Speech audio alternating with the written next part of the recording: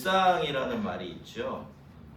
날일자, 항상상자 두 자를 합쳐서 만들어진 말인데 매일같이 반복되는 똑같은 일들이나 그런 일들로 채워져가는 하루하루의 삶을 가리키는 말입니다. 그래서 일상적인 일들은 대개 무심결에 지나치기가 쉽죠. 우리에게 그다지 중요하다라고 생각되지 않기 때문입니다. 그런데 여러분, 사실 우리의 삶은 대부분이 일상적인 일들로 채워져 있어요.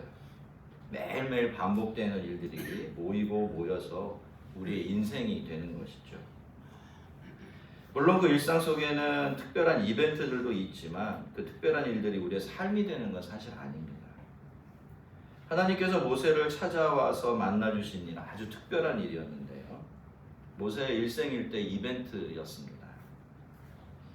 하지만 하나님은 모세가 광야에서 양떼를 칠 때, 그것도 자기 양도 아니고 남의 양 맡아서 이렇게 하나 저렇게 하나 아무도 신경 쓰지 않고 누구나 참견하지 않을 만큼 그렇게 그냥 일상적이고 별로 중요해 보이지 않는 일을 하고 있을 때 모세를 찾아가셨어요. 근데 모세만 이런 거냐? 그렇지가 않습니다. 성경을 보면 하나님께서 어떤 사람들을 찾아가실 때는 거의 그 사람들이 일상적인 일을 하고 있을 때예요. 그러니까 예수님이 말세의 비유를 주시면서 두 사람이 맷돌을 갈 때, 그죠? 예수님이 한 사람은 데리고 가시고 한 사람은 내버려 둔다라고 하신 말씀이 굉장히 중요한 말씀이에요. 여러분, 주부는 늘 맷돌을 갈죠. 그래야 떡을 만들고 밥을 지을 수 있기 때문이에요. 그럴 때 오시고 그럴 때 만나주신다라는 뜻입니다. 이것은 여러분, 하나님께서 우리의 일상이라는 걸 사실 그만큼 중요하고 묵직하게 생각하고 계신다라는 그런 의미가 될 겁니다. 왜냐하면 하나님께서 우리의 삶의 대부분을 차지하고 있는 일상을 가치 없다고 무시하지는 않을 테니까 말이죠. 여러분, 일주일을 한 단위로 놓고 보면 우리가 이렇게 주일날 예배를 드리는 일도 일상적인 일들에 속합니다. 최소한 우리는 일주일에 한 번씩은 이렇게 꼬박꼬박 예배당에 나와서 하나님께 예배를 드리고 있지 않습니까? 그래서 우리는 때로 우리도 모르게 이 예배를 가볍게 대할 때가 있지만 실은 그래서 이 예배가 우리에게 그렇게 중요하고 귀한 것입니다. 여러분, 매주일 반복되는 예배들이 항상 새롭고 항상 특별할 수는 사실 없어요. 하지만 그 반복되는 예배 속에 하나님이 찾아오시고 임재하신다면 그 일상적인 예배도 항상 특별해질 수가 있게 되는 것이죠. 여러분, 아무리 여행이 즐겁고 좋다고 해도요, 여행이 우리의 삶이 될 수는 없는 겁니다. 마찬가지죠. 우리 인생도 또 우리의 신앙도 특별하고 예외적인 일들이 만들어내는 그런 작품이 아닙니다. 우리 인생은 우리의 일상에 임하시고 또 거기서 우리와 함께 하시는 하나님의 덕분에 특별해지는 겁니다. 모세가 광야에서 장인의 양떼를 치다가 하나님을 만난 일을 생각하면서 새삼 하나님께서 정말 우리의 일상생활이라는 걸 굉장히 중요하게 여기시는구나라는 생각이 들어서 잠시 여러분하고 나눴습니다. 하나님께서 모세를 통해 이스라엘 백성들을 구원해내시겠다고 하시면서 모세를 바로에게 보내셨지만 어떻습니까? 모세가 처음에 순순히 예 하고 대답하지 않습니다. 그 대신 하나님께 뭐라고 물었죠? 내가 누구이기에? 라고 물었습니다. 하지만 하나님께서는 거기에 대해서는 아무런 대답이 없으셨고요. 그 대신에 뭐라고 말씀하십니까? 내가 반드시 너와 함께 하겠다라고 하셨어요. 여러분, 이것이 바로 모세와 하나님 사이의 시각 차이예요. 또 우리와 하나님 사이의 시각 차이이기도 하죠. 여러분, 사람들에게는 내가 누구인가라는 질문이 정말 중요한 것 같아요. 저도 뭐 예외는 아닙니다만 누군가를 하고 대화를 나눠보면 대개가 다 자기 이야기예요. 내가 누구고 내가 어떤 사람이고 어떤 능력이 있고 뭘 가지고 있는지, 심지어 내가 누구를 알고 있는지 물어본 적도 없는데 줄줄줄줄 그런 이야기들 쏟아놓죠. 잘잘못을 떠나서, 옳고 그름을 떠나서 그만큼 인간에게는 내가 누구이고 내가 가진 것이 무엇이냐, 어떤 사람이냐 하는 것이 그렇게 중요하다는 뜻이겠죠. 자, 그렇지만 여러분, 하나님은 그런 우리를 향해서 어떻게 말씀하십니까? 이렇게 말씀하시는 거예요. 네가 누구이고 어떤 사람인가 하는 것이 중요한 것이 아니라 진짜로 중요한 것은 내가 너희와 함께 한다는 것이고 그것이 정말로 중요하다라고 말씀하시는 것입니다. 물론 여러분 이런 일은 일어나지 않아요. 하나님이 나와 함께 하신다고 해서 내가 나 아닌 다른 존재가 되는 건 아니죠. 여전히 우리는 내가 누구에게 라고 물을 수밖에 없는 존재로 남아 있습니다. 하지만 하나님께서 그런 우리와 함께 하시는 거예요. 그리고 진짜로 중요한 것은 바로 이것이죠. 믿음이라는 것은 이걸 받아들이는 겁니다. 그래서 우리가 이 믿음이 생겨나고 자라날 때 우리는 겸손하면서도 담대해질 수가 있어요. 사려 깊으면서도 용감해질 수도 있습니다. 믿음이 사람을 바꾸고 변화시키는 이유가 바로 그것 때문이에요.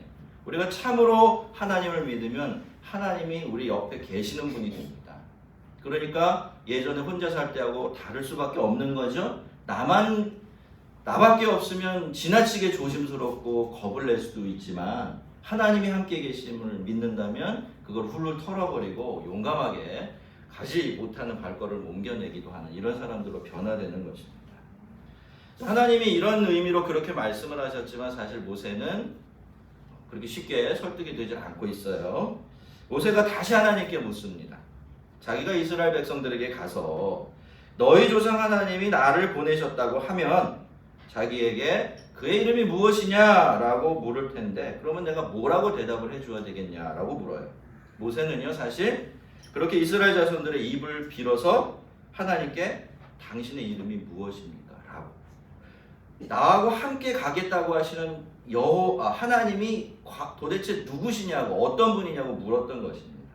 여러분 모세가 하나님에 대해서 알고 있었죠. 알고 있었습니다. 그렇죠? 조상들의 하나님이라는 건 알고 있었어요. 그런데 지금 이제 이 모세는 어떻게 해야 됩니까? 그 하나님을 진짜로 자기가 붙들고 호롤단신으로 적지로 뛰어 들어가야 돼요. 모든 걸 다 걸어야 하는 상황이 된 겁니다. 그래서 이 상황에서 모세가 어떤 마음이 든 거예요? 그래, 내가 들어서 아는 하나님은 있지만 그러면 내가 직접 하나님께 배워서 아는 하나님은 어떤 하나님이실까? 나 그 이야기 직접 하나님께 한번 듣고 싶다라는 마음이 들었을 거예요. 우리라도 그러지 않겠습니까? 여러분 모든 것을 걸고 사지로 뛰어들어갈 때 하나님의 명령을 받고 아멘 하고 그냥 갈 수 있는 사람이 어디 있을까요? 그래서 하나님이 주시는 확신을 가져야 하는 거죠. 그래서 이제 모세는 그래서 그런 질문을 했던 건데 자, 그래서 하나님께서도 모세의 질문에 답을 주셨고요. 그 답이 오늘 우리가 살펴보려는 주된 내용이지만 사실 이 말씀은 성경에서 가장 난해한 말씀들 중에 하나로 그렇게 알려져 있기도 하대요. 우선 우리말 성경에서는 하나님의 대답을 뭐라고 옮겨 있습니까? 뭐라고 옮겨냈습니까? 나는 스스로 있는 자 이렇게 옮겨냈는데요. 이거는 간단하게 말하면 하나님이 자존자이시라는 뜻입니다. 하나님은 피조물들처럼 누가 만든 것도 아니고 그죠? 어딘가 이렇게 매달려서 기대서 존재할 수 있는 분도 아니에요. 반대죠. 하나님은 홀로 존재하시죠. 그렇죠? 그리고 모든 것을 다 만드시고 모든 것이 그분께 이렇게 매달려 있는 그런 존재 근원이 되시는 분이세요. 자, 그런 점에서 본다면 우리말 나는 스스로 있는 자다라는 이 표현이 너무나 잘 훌륭하게 하나님이 어떤 분이신지를 옮겨내고 있기는 한데 그런 점에서는 정말 훌륭한 이야기인데 실제로 본문이 그렇게 이야기하고 있지 않다라는 게 문제예요. 우리말에는 스스로 있는 자라고 되어 있지만 원래 원문에는 스스로라는 말이 빠져 있어요. 그래서 이렇게 옮길 수가 없는 말입니다. 자, 그래도 원래 의미를 좀 잘 살려놓은 것을 찾아보니까 영어 성경들인데요. 다수의 영어 성경들이 이 부분을 옮겨놓은 말이 있어요. 제가 고민을 많이 했습니다. 저는 사실 성경 설교 시간에 영어는 될 수 있는 대로 안 쓰려고 애를 쓰거든요. 그래서 이번에도 고민을 많이 했는데 도무지 방법이 없어서 제가 이렇게 인쇄를 해왔습니다. 요 뜻이에요. 요 뜻. 무슨 뜻이죠? I am who I am 이렇게 옮기면 돼요. 간단한 단어예요. 우리 중학교 1학년 때 다 배운 중학교 2학년쯤 가면 이것도 배우죠. 관계대명사 해갖고 배우는데 너무 간단한 단어들인데 합쳐놓으면 이게 번역이 어마어마하게 까다로운 문제가 돼요. 여러분 원래 히브리어를 그대로 직역해서 영어로 옮겨놓으면 이렇게 돼요. 근데 여러분 문제가 뭡니까? 여기까지는 괜찮은데 이 뒤가 문제예요. 여기 I am이라는 단어 나오죠. 이 am이라는 말이 첫째로 나는 장유진이다 할 때 이다라고도 번역이 되고요. 두 번째로 나는 여기에 있다라고 할 때 있다라는 뜻도 돼요. 그래서 여러분 이렇게 두 가지 의미를 다 가지고 있기 때문에 우리가 이 두 가지 의미를 다 살펴봐야 하는데 첫 번째는요. 그래서 이 말씀이 그저 나는 나다 이런 뜻이 될 수가 있어요. 이렇게 보면 모세가 하나님께 당신은 누구십니까? 라고 물었을 때 하나님은 뭐라고 대답한 거죠? 나는 나다. 내가 나지 누구냐? 이렇게 대답을 하신 거예요. 좀 약간 냉소적으로 대답을 하신 거로 들려지는데요. 남포교회 원로 목사님이신 박영선 목사님 이 말씀을 이렇게 옮겨내고 계시더라고요. 여러분 하나님은 그저 하나님이시죠. 아십니까? 네, 어떤 다른 말이나 설명으로도 하나님을 설명할 수가 없어요. 이게 말장난같이 들리지만요. 하나님이라는 말보다 하나님을 더 잘 설명하고 표현해낼 수 있는 말을 찾을 수가 없어요. 왜? 하나님은 어떤 분이십니까? 인간의 언어로 표현이 불가능한 분이세요. 그리고 하나님은요. 나는 나야! 내가 나지 누구야! 이렇게만 대답을 하셔도 충분하신 분이세요. 자, 모든 것을 하나님께서 지으셨어요. 모든 것이 그분의 것이에요. 모든이 그분께 매달려 있어요. 모든 것을 그분이 다스리고 계세요. 그런데 이분이 하나님이 당신에 대해서 나는 나야! 라고 말씀하신다면 하나님이 어떤 분이신지를 알고 믿고 있는 사람들은 거기에 무슨 말을 붙일 수가 있습니까? 절대로 없는 거죠.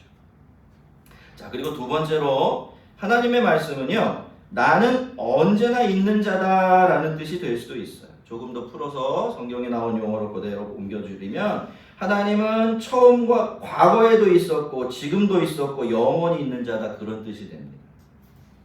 그러니까 하나님은 처음과 나중이요. 전에도 계셨고 지금도 계시는 영원하신 하나님이 되시는 거예요. 그래서 여러분 첫째로 하나님은 무엇에 제한을 받지 않으십니까? 시간에 제한을 받지 않으세요. 언제나 계시고 언제나 동일하십니다. 그리고 시간에 제약을 받는 우리들은 전혀 그렇지가 않지만 영원하신 하나님, 시간 위에서 시간을 다스리는 하나님께는 시작이 곧 마지막이에요. 시작이 곧 완성이기도 하죠. 여러분은 여러분의 구원을 확신하십니까? 이렇게 물으면 왜 대답이 없으시죠? 여러분 다 여러분 자신의 구원을 확신하고 계세요? 왜 뭘 근거로 그래요? 내가 내 믿음이 충분하기 때문에 그렇습니까? 내가 하나님 앞에서는 그 순간까지 내 믿음을 지킬 것을 확신할 수 있기 때문에 그런가요? 그렇지 않아요. 왜 우리는 하나님을 믿음으로 우리의 구원을 확신할 수 있어요?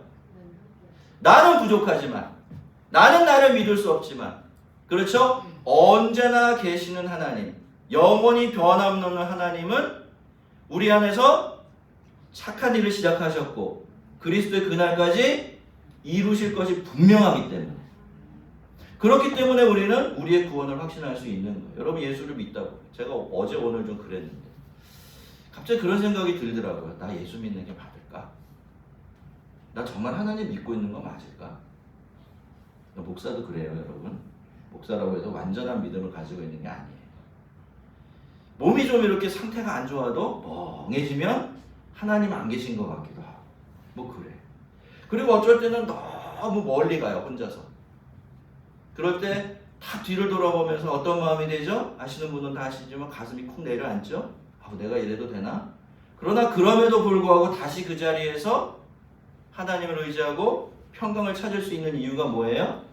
하나님이 언제나 계시기 때문에, 변함없으시고 신실하시기 때문에, 하나님이 시작하신 일은 그것이 곧 끝이라는 의미이기 때문에, 그걸 아는 우리들은 어때요? 우리 자신을 보고 불안하고 믿을 수 없는 순간에도 하나님을 보면서 다시 힘을 낼 수가 있는 것입니다. 여러분, 우리가 이런 하나님의 말씀 마음을 헤아리면서 여러분 우리도 그래야 되는 거죠. 여러분 우리도 그래야 되는 겁니다. 모세 때가 하나님이 이렇게 말씀하신 두 번째 의미가 그래요. 그 의미를 꼭 붙들어야 되는 거죠. 나는 어때요? 나는 전에도 없었고 지금은 있지만 미래가 어떨지 몰라요. 그죠? 그게 우리의 존재입니다. 근데 하나님은요. 과거에도 계셨고 지금도 계시고 앞으로도 언제나 계실 겁니다. 변함없이 말이죠. 그러니까 그분을 딱 붙드는 신앙이 우리 속에 있어야 되죠. 그 신실하심에 기대서 믿음의 길을 가는 겁니다. 자, 여러분 이것을 믿는 것이 얼마나 중요하길래 하나님은 나는 언제나 있는 자다라는 이 말씀을요. 하나님의 이름으로 만들어서 다시 한번 모세에게 알려주세요. 자, 성도 여러분 하나님의 대표적인 이름이 뭐죠? 여러분 하나님을 부를 때 뭐라고 부릅니까? 이름. 야훼 부르죠. 여호와, 야훼. 원래로 하면 야훼가 더 맞는 말이라고 해요. 여호와라고 이렇게 우리는 부르지만 괜찮습니다, 여러분. 왜냐하면 중요한 거는 그 자음들이에요. 이 여호와라는 이름이 어떻게 나왔을까요? 아까 제가 말씀드렸죠. 요 단어를, 요 문장을 이름으로 막 바꿔버린 거예요. 딱 한 단어를 만들어버린 거죠. 그 이름을 우리가 기억하고 그 이름을 붙들고 신앙생활하는 거, 살아가는 게 얼마나 중요하길래 하나님은 뭐라고 하신 거예요? 이렇게 하신 겁니다. 너 있잖아. 내 이름 알지? 내 이름이 뭐야? 여호와야. 절대로 잊으면 안 돼. 나는 언제나 있어. 그것도 너와 함께 있어. 이 사실을 절대로 놓치지 말고 붙들고 살아야 돼. 라고 말씀하신 거예요. 왜 그럴까요? 이스라엘 백성들이 이 이름으로 하나님을 기억하고 이 이름으로 부르고 이 이름으로 믿을 수만 있다면 그들은 어떤 상황 속에서도 어때요? 함께 하신 하나님과 살 수가 있는 거예요. 그리고 그분의 신실하신 은혜를 힘입어서 그 어려움들을 극복해낼 수 있는 거죠. 그렇게 믿음의 길을 갈 수 있다는 것을 아셨기 때문에 하나님은 다른 것이 아니라 하나님의 하나님 되심을 여호와라는 한마디로 딱 줄여가지고 절대로 잊지 마라고 하면서 우리에게 던져주신 것입니다. 여러분 우리 하나님의 이름은 뭡니까? 네. 자, 그런 우리 하나님의 마음을 헤아리면서 우리가 15절 말씀 함께 읽어보겠습니다. 15절 찾으시고요. 시작. 하나님이 또 모세에게 이르시되 너는 이스라엘 자손에게 이같이 이르기를 너희 조상 하나님 여호와 곧 아브라함의 하나님 이삭의 하나님 야곱의 하나님께서 나를 너에게 보내셨다 하라. 이는 나의 영원한 이름이요 대대로 기억할 나의 칭언이라. 할렐루야. 정말 아름답지 않습니까? 너무 은혜롭지 않아요? 든든하지 않습니까? 예, 있다가 없고 지금은 있지만 어떻게 될지 모르는 그런 존재가 우리 하나님이 아니라 여호와, 언제나 동일하게 그 자리에 그 모습 그대로 계신 하나님, 영원하신 하나님이 우리의 하나님이시니 그게 얼마나 대단한 일입니까? 자, 그런데 여러분, 성도 여러분, 우리가 이렇게 하나님의 이름을 좀 생각해 봤는데 사실 하나님은 이름이 없어요. 이름이 있을 수가 없기 때문에 그래요. 애초에 이름을 붙일 수 없는 분이세요. 여러분, 이름을 붙일 수 있는 건 뭘까요? 이름을 붙일 수 있는 것. 규정할 수 있는 것이 이름을 붙일 수 있어요. 자, 이게 뭐죠? 잘 모르죠? 여기 덮여있던 뚜껑입니다. 예, 자세히 안 보신 분들은 잘 모르겠지만 우리가 이걸 뚜껑이라고 부르는 이유가 뭐예요? 이렇게 생긴 거 다 뚜껑이거든요. 그렇게 규정된 거죠. 그죠? 근데 하나님은 어때요? 무궁무진하시죠? 무한하세요. 이 사람의 표현, 언어, 어떤 방식으로도 하나님을 묶어버릴 수가 없는 거예요. 그러니까 하나님은 원칙대로 하면 이름이 있을 수 있어요? 없어요? 절대로 있을 수가 없는 거예요.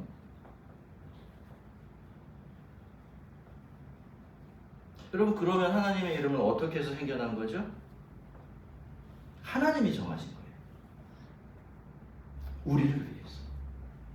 우리를 위해서. 여러분, 누군가가 다른 누군가에게 이름을 가르쳐 준다라는 것은 사실 우리가 너무 익숙해서 그렇지 굉장히 특별한 일이에요. 여러분, 아무나 와서 여러분한테 이름 물으면 여러분 이름 가르쳐 주시겠어요? 외부자들이나 상관없는 사람이 와서 당신 이름이 뭐요? 물으면 뭐라고 대답하죠? 우리는 되게 왜요?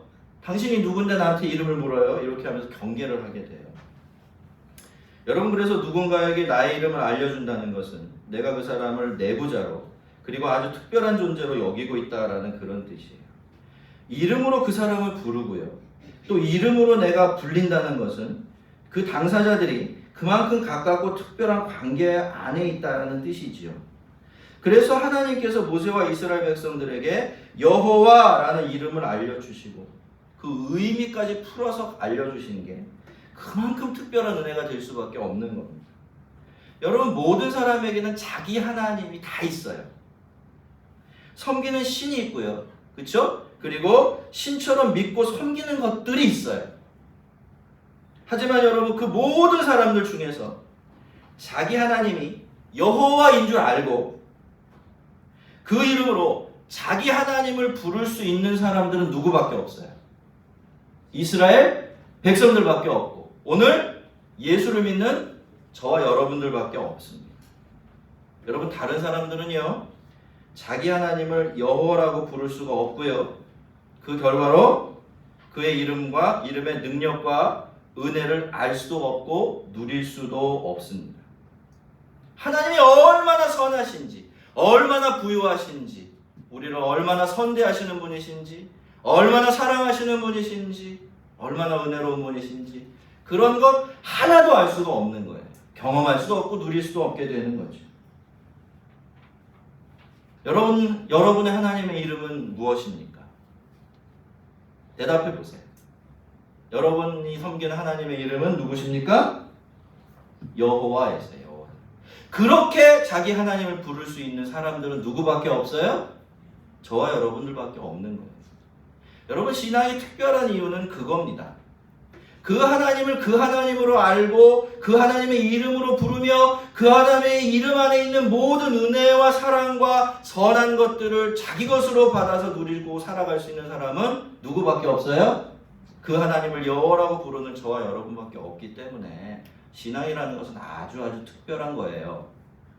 세상에 예수 믿는 사람 참 많잖아요. 그렇게 보면 내 믿음이 뭐가 특별한가 싶지요. 그런데 개별적으로 들어가 보면 그것보다 특별한 일이 없는 겁니다. 왜 사람들이 신앙이 특별한 줄 몰라요?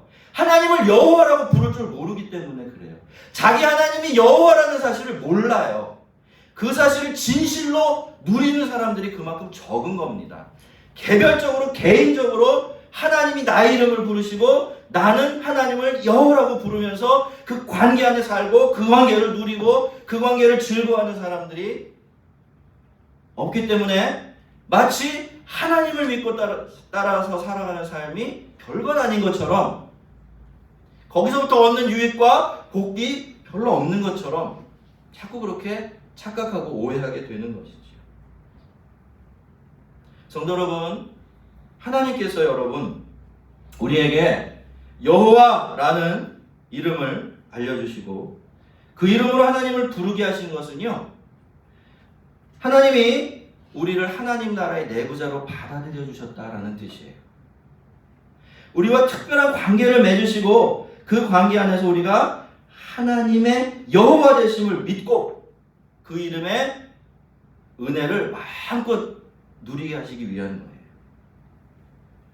김춘수라는 시인이 있는데 이분은 그 이름의 비밀을 알고 있었던 것 같습니다.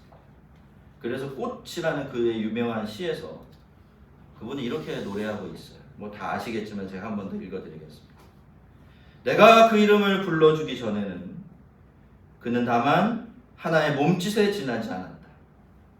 내가 그의 이름을 불러주었을 때 그는 나에게로 와서 꽃이 되었다. 내가 그의 이름을 불러준 것처럼 나의 이 빛깔과 향기에 알맞는 누가 나의 이름을 불러다. 그에게로 가서 나도 그의 꽃이 되고 싶다. 연애 시절엔 한 번쯤 나만 상대방에게 보내봤던 그런 글귀였던 것 같은데 좀 오글거리죠. 근데 여러분, 원래 사랑이라는 건 그런 거죠. 신앙이라는 건 원래 그래요. 특별하고 친밀하고 오글거리고 막 소름이 돋고 그런 거예요. 그렇지 않기 때문에 덤덤한 거죠. 그 집사람하고 저하고 결혼한 지가 이제 벌써 26년 이렇게 되는데 덤덤해요 이제. 우리 집사람도 여자가 아니고 저도 남자가 아니죠. 그냥 전우회로 같이 살고 있습니다. 그러나 그렇다고 해서 의미가 없는 건 아니에요. 왜? 이제는 가족으로 사는 거잖아요. 그렇죠? 그러나 여러분 하나님과 우리의 관계는 그렇게 되면 안 돼요. 다시 회복하고 다시 회복해야 돼요. 그분이 우리 이름을 불러주는 걸 알면 그 사실을 아는 우리는 가슴이 뛰어야 하고 여호와 이름을 우리가 부를 때는 그 이름에 기쁨이 넘쳐서 내가 그분을 더 사랑하게 되는 이런 일들이 이어져 가야 하는 것입니다. 성도 여러분, 하나님은요 늘 우리의 이름을 부르고 계십니다. 자, 그렇다면 우리는 그 부름에 잘 응답하고 있나요? 혹시 하나님께 우리의 이름은 불러도 대답 없는 이름이요, 부르다가 내가 죽을 이름이요, 이렇게 되고 있지 않습니까? 여러분, 하나님은 지금도 우리 이름을 부르고 계십니다. 꼭 그 부름에 응답하십시오. 나의 하나님 여호와의 이름을 부름으로 응답하셔서 하나님의 이름이 여러분에게 가장 아름다운 꽃이 되고 또 가장 달콤한 향기가 되도록 그렇게 만들어 보십시오. 성도 여러분, 하나님은 우리의 이름을 알고 계세요. 그분의 손에는 우리의 이름이 새겨져 있습니다. 그리고 하나님이 우리의 이름을 아시는 것처럼 우리도 하나님의 이름을 알고 있습니다. 우리의 하나님의 이름이 뭐라고요? 여호와이세요. 우리의 이름을 불러주시고 우리에게 당신의 이름을 알려주신 우리 하나님 여호와의 이름을 열심히 부르며 사시기를 바랍니다. 그렇게 우리의 하나님을 믿고 신뢰하며 누리며 사세요. 우리만 아는 우리 하나님의 이 복되고 은혜로운 이름 뭐죠? 여호와라는 이름 부르고 또 불러서 언제나 계시는 하나님과 더불어 그분 모시고 살아가는 하나님의 백성들이 되시기를 주의 이름으로 축원합니다. 우리 같이 한번 기도하겠습니다.